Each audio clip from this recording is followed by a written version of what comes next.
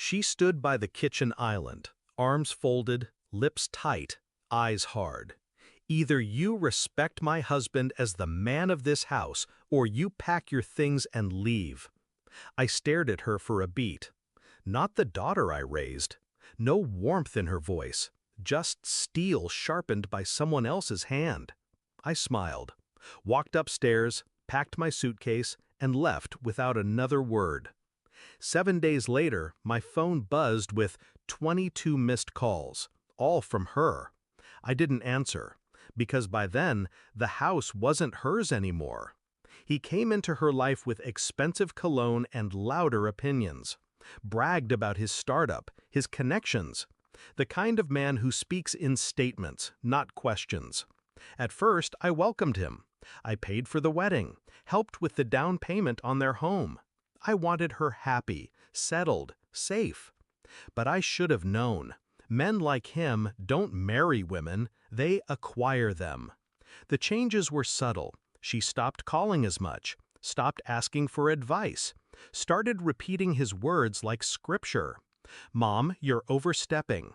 Mom, you don't understand modern marriage. Mom, just let him lead.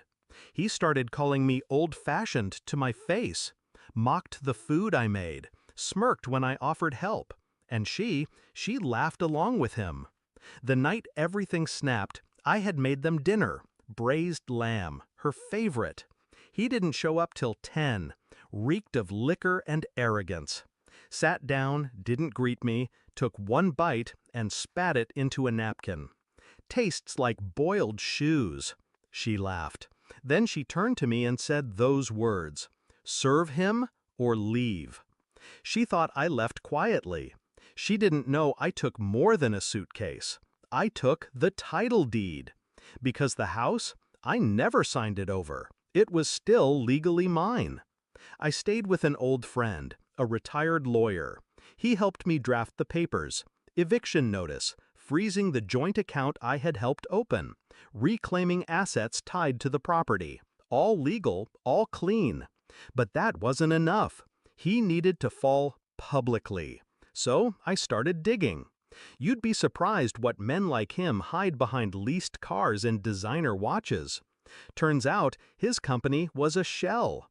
He'd faked invoices to show income, filed false tax returns to get loan approvals. The kicker? He was using my daughter's name on documents, forging her signature to shield his own. She didn't know, but I did. I sent everything to the authorities, anonymous tip, all documented, and I waited. The day the letter arrived, she called me. Mom, something's wrong. The mortgage bounced. The lawyer says, wait, did you take the house from us? I didn't answer, just said, you told me to leave. So I did. He came home 2 nights later and found the locks changed. The eviction posted. He tried to break in. The police were already waiting. They arrested him on the porch. Fraud, forgery, tax evasion. Her screams echoed through the cul-de-sac. I watched the video online. A neighbor filmed it. It went viral. A week later, she showed up at my friend's place, eyes hollow, voice trembling. Mom, I didn't know. I swear I didn't know. I believed her. That was the saddest part. She didn't know, because she never asked, never questioned the man who turned her into a stranger. She let him rewire her, and now she was short-circuiting. I let her inside, let her cry, let her unravel every lie he told her. But I didn't comfort her. I simply said, you asked me to choose, so I did. He took everything I had given them and turned it into a weapon. But he forgot. I was quiet, not weak. And she forgot. I built everything she lived in. She thought I left defeated. She didn't see the fire I lit behind me. Now, the house is back in my name. He's awaiting sentencing.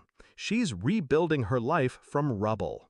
We talk, sometimes, not as mother and daughter, but as 2 women who were both betrayed. Some lessons come soft. Others come with 22 missed calls and the echo of a slammed door. And sometimes the most powerful revenge is silence.